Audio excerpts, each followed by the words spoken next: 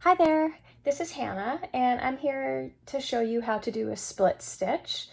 The split stitch is great for outlining and making continuous lines. It's easy to do once you get going and it makes a really nice, pretty continuous line.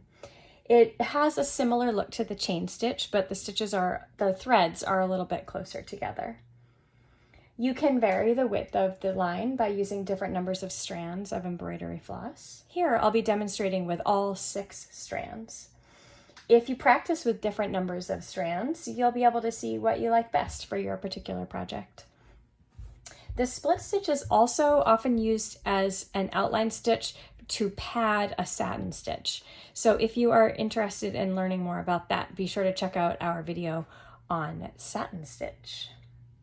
Okay, so to start, you're going to want your needle threaded and a knot tied at the end. Come up from the back at the beginning of your line of stitching. Now I'm working left to right. You can also work this from right to left.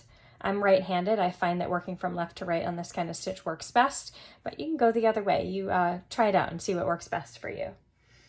So then you're going to go back down and make a stitch.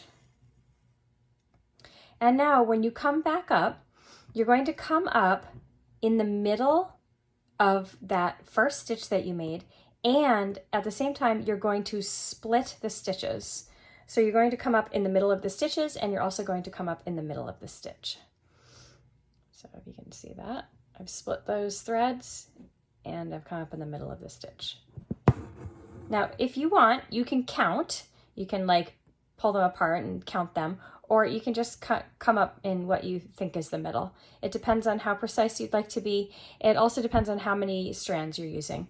When you're using the full 6, it's pretty easy to just come up in the middle. If you're using a smaller number, you might need to count. And then you go back down a stitch length away. And then come up again in the middle of that stitch, in the middle of the strands, and then go back down. And that is why we call it the split stitch, because we are splitting that first stitch we made.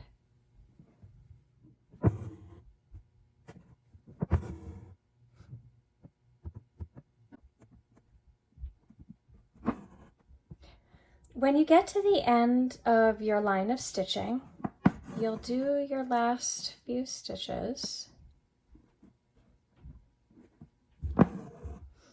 And then you end up with one stitch that's not split. So we really like to come up in the middle of that stitch and then go right back down at the end of it. So don't create a new stitch, just go right back down at the end of it.